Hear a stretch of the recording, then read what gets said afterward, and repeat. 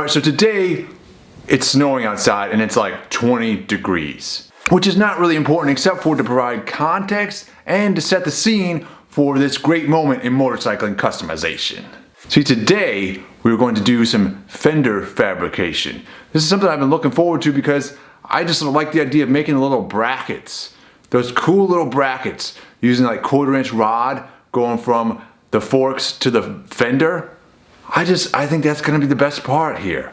So today we're starting off with this fender. This is from a chaparral motorcycle, like an old dirt bike of some kind, probably, and it's something from my dad's stock. Clearly came off a used bike. It's got a little bit of a twist to it there. I don't know if you can see it, but it's twisted a little. And it also it's too narrow. This thing, I think it measures 4.5 inches wide.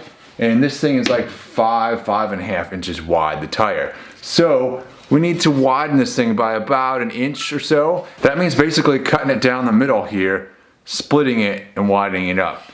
So I've got a couple spots here where the old attachment points were.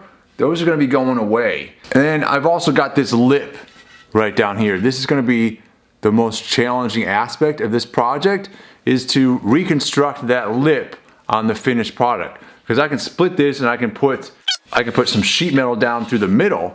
Yeah, that shouldn't be too hard of a problem. But trying to recreate that lip though is definitely going to be a challenge for me. So we're gonna try that out, see how far we get today on this, and that's today's video. We'll see you at the end, buddy. Alright, so here we are, and the first question is, do we try and untwist it before we cut it? And how do we do that? Do we just manhandle it? I think the answer is yes. That's what we're gonna try, at least. I'm just trying to come up with some way of determining whether or not I'm straightening it. Which, if I hold it down on this end, which keeps this part flat, then does it hit both sides of the table here? Alright, so I can fix that. And then flip it over. And now that side's off. And now I have to bend that.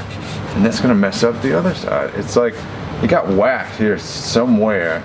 There's like a little teeny dent right there. Maybe that's enough. Anyways, that is about as close straight as I can get it as far as untwisting it. And then, now we need to mark the center line here. Before that, we need to take out these little rubber bits. So we got rubber grommet there, rubber grommet there, and these are fast deteriorating, or over the decades deteriorated. I'm just gonna kind of pry these out of here and break them out. Wow, that thing is just super brittle. Now I need to find our line here. I'm gonna get out our square. You knew it was coming. You knew the square was coming. You see it again. All right, and with the square, I want to measure how wide is this thing. 4 3/8 it is, basically. Half of that would be 2 3/16. So if I change this guy, 2 3/16, then I should be darn close to the center. And I'm gonna go through here and mark this guy like that. So I put it into the vise here, and then it gives me just free hand to actually mark it. All right, and then I'm gonna use my pencil here, line that up with this guy on the top. So I'm gonna use this tape to help me get this center line set up. Try and tape this just to one side of the center line.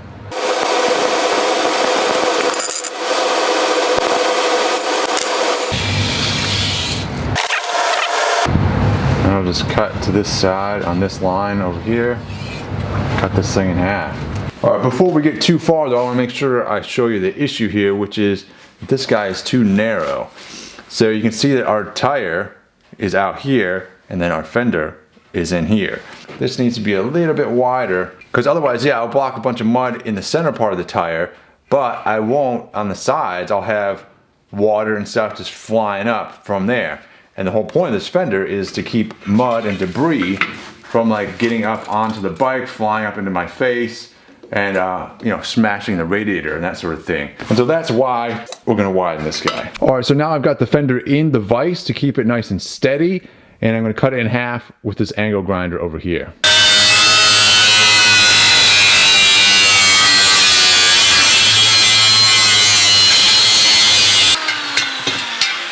All right, so now we got two fender pieces. What do we do with these things? Let's take them over to the bike. Just throw them on here. Let's see what we think. All right, so then using a magnet to hold the two sides together, it's all that's holding this together right now is this magnet. I can then set it on the wheel and kind of get an idea for how far apart it needs to be. So something like that, if I get, that feels like it's overhanging the wheel just a tiny bit there, which is probably where I want it to be. If I get a straight edge, I'll get a better idea of how close it is to the tire. And if I hold this guy up to the side, it totally comes in contact with the fender first. And then I've got like a good 1/8 of an inch, maybe, something like that. That's what it looks like on that side. Nah, similar. Maybe a little bit less clearance on this side. Let's see, let's measure this in the middle here. So this gap is about 1 inch, exactly an inch. So if I do a 1 inch strip and try and stick that in there, that sounds good to me. All right, so our fender material, I want to see how thick this is. And that's like 20 gauge metal right there. I've got some 20 gauge metal, but I don't have stuff that's that long, I don't think. Over here, I have now gone to the store and gotten some 20 gauge sheet metal, which is pretty thin stuff. I've got to cut this. All right, so I need this to be 1 inch wide strip is what we're looking for. So I'm gonna stick it in the vise here.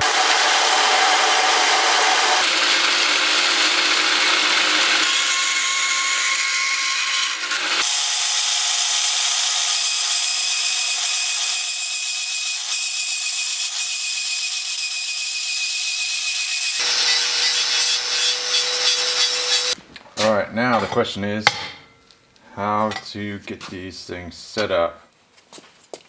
I kind of want to tack weld in the middle and work my way out. I don't know if that's a good idea or not, but that's what I would like to do. So I've got these little holes that were originally in the middle to hold the fender on, and they're actually decent reference marks to help me line this thing up. It would probably be smart if I marked it, right?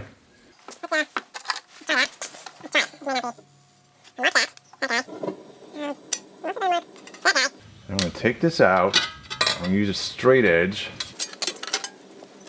Draw a straight line down through there. I put it back on here.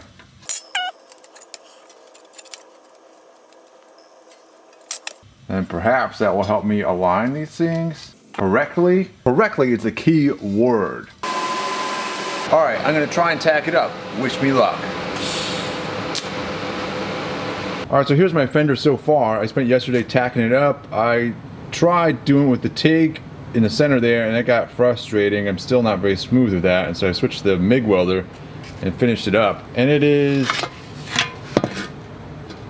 actually relatively straight. It's not bad at all. So I'm pretty happy with how it's turned out. I need to go through and do some more welding on there, and hopefully I don't warp it.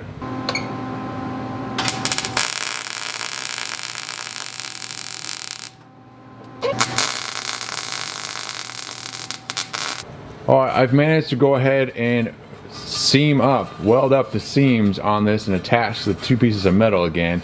I've still got these holes here from where the old mounting holes were. I've got those there and a couple up there. And I'm going to go ahead now and start grinding this thing and see if I can start smoothing it out a little bit, because I've got some dents. I've got a little bit of warping. I want to hammer it out.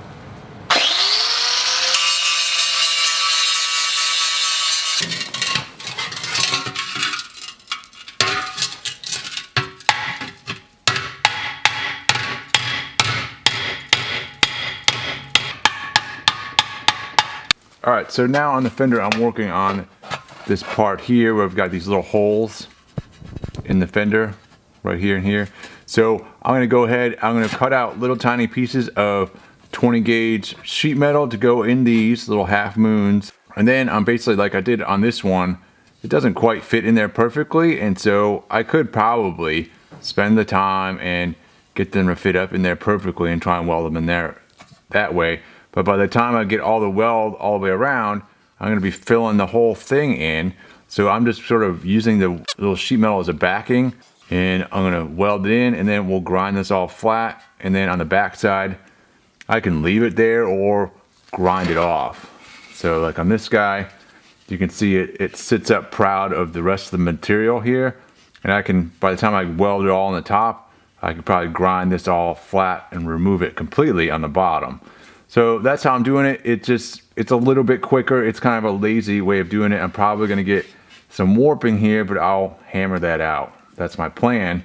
Hopefully it works. To get my half moon pattern, I'm gonna take my piece of sheet metal, stick it behind here, taking a pencil to trace that out. And that gives me a good idea, and then I'm gonna take it over to the bandsaw and cut it out larger than that.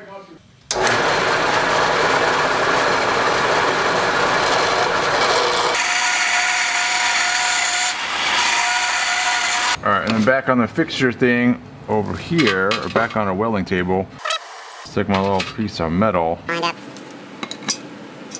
gonna try and get in here and weld this thing, tack it in place.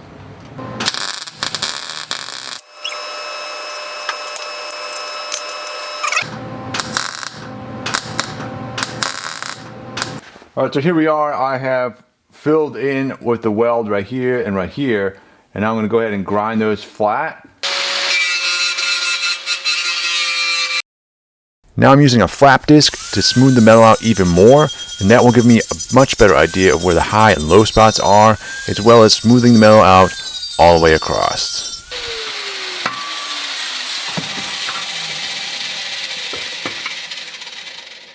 Alright, so we've got the fender looking pretty good. It's still got a couple of little spots here and there, low points from the welds that I could go back in and fill these in again with weld material and try and get it flat with the metal. Or I could go in here with like Bondo or body filler and get it smooth that way. Either way is probably okay. On the ends here, I managed to bend this thing around and shape it so that it actually doesn't look too bad. So we've got that going, and then I'm gonna do the other side. And basically the way I did this was that I've got a little piece of 1/4 inch round stock here, which resembles this curve, the shape of this curve on the original fender pretty well. And so I can stick this under here and sort of bend this stuff around, bend the new metal around that, and then I can even bring it over on here and press it in and get that little kink on this lip here. I'm gonna try that again, and basically I used the vise last time, and we'll try it this time. This doesn't have, I don't have as much material over here to work with, so it probably is gonna be a little bit harder. Hello, Moto. All right, so the jaws on my vise are conveniently narrower than this material that I've added into the fender. So that helps in terms of if I clamp down this vise, I can set it up in such a way that it does not clamp down on the original fender to distort that original shape there. So I'm trying to get this guy behind there, and I'm setting it up right in that groove of the original fender, and then we're going to try and sort of bend things that way a little bit. With the vise, I'm basically pressing this, with the vise I'm pressing the round stock into this original stuff, and then I'll be able to bend it a little bit that way.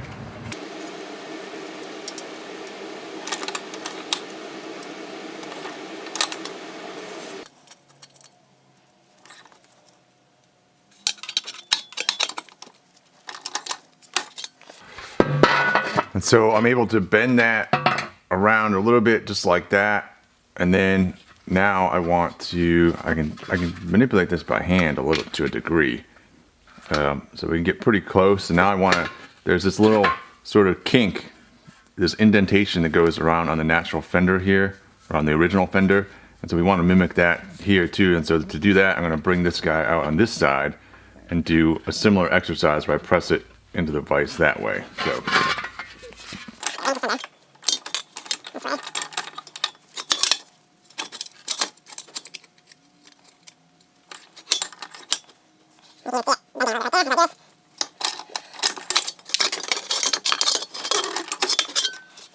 All right, and then that creates a little bit of a kink in the top there. You can see that, and now it's pretty darn close at this point. Now it's just a matter of getting this final edge to come around just a little bit more the way we want it to. And I was able, because the other one was longer, I was able to kind of manipulate it by hand. It had more leverage, and this one, not so much. So, back to the vise here.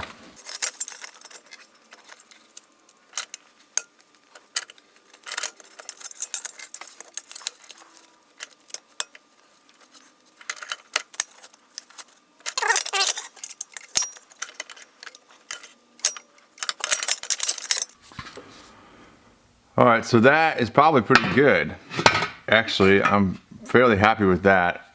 I can go ahead and weld up these edges here a little bit more, and then, you know, manipulate this in and bang it in a little bit more and round that and weld it all up, and we should be good from that point forward. So that's basically how I did it. I'm pretty happy with the result of that. So moving forward, we're gonna weld it. So that's it for the fender widening. We're gonna move on to the mounting brackets to mount it onto the bike in the next video. So thanks for watching. Keep on wrenching. We'll see you next time.